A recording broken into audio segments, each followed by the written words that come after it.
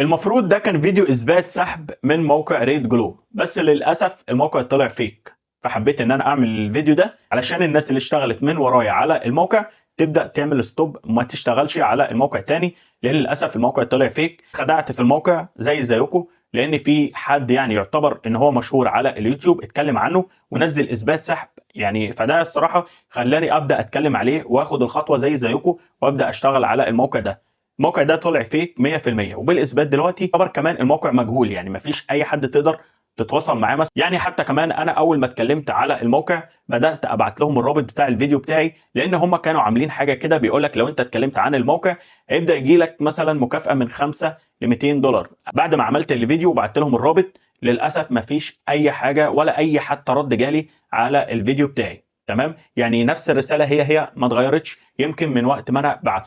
انا طبعا ما رضيتش اقف عند ده، قلت عادي ما فيش مشكله، يمكن التحويل بيتاخر او يمكن على ما الفيديو يجيب مشاهدات يبدا يجي لي المكافاه. فالصراحه ما اهتمتش قوي، فجيت بدات اشتغل عادي على الموقع، وطبعا الناس تسجل من ورايا وبدا يجي لي فعلا دعوات، وبدات ان انا اجمع فلوس من التقييمات لحد ما وصلت لل 80 دولار. بدات اعمل سحب لما وصلت ل 80 دولار، ده على كلامهم اللي هو لما توصل للحد الادنى 80 دولار تقدر تسحب. بدات طبعا اعمل ده.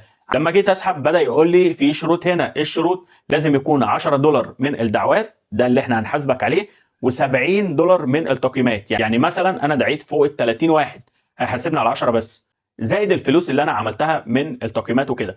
فقلت ماشي مفيش مشكله، هستنى تاني. ويمكن انا طولت، يعني الفيديو نزل اهو بعد فتره تقريبا شهر، يعني الموضوع بدا يقل، الربح بدا يقل. في لما توصل لحد 64 دولار تقريبا هيجي لك حظر. يعني في حد كان اشتغل على الموقع قبلي وجاله حظر عند 64 دولار، ولما بعت لي بيقول لي انا جالي حظر.